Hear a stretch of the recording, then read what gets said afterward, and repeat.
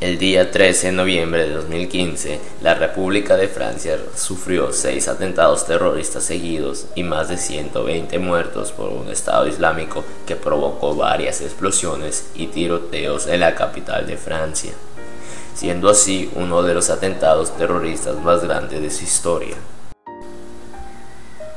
dejando más de 250 heridos. El presidente de Francia dijo en una conferencia de prensa a los ciudadanos que no se dejen intimidar, anunciando el asalto a un lugar donde hay rehenes y anunciando el cierre de todas sus fronteras.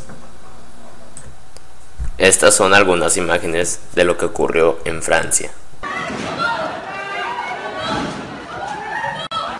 Les explosions ont retenti. Et quand même, oui. Enlever leur manteau, se habiller pratiquement complètement là dans la rue devant moi. Monsieur, qu'est-ce qui s'est passé? Il y a eu un attentat.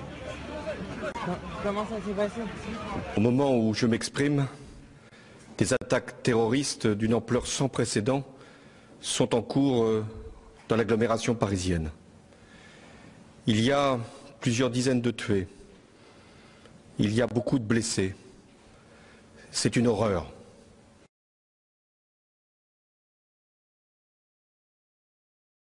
C'est un acte de guerre qui a été commis par une armée terroriste, Daesh, une armée djihadiste contre la France.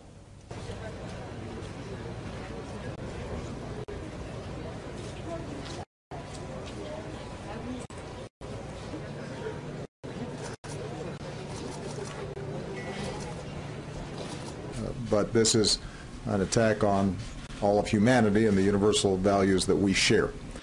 No hay causa que justifique las atrocidades de ayer, ni hay creencia que las pueda amparar.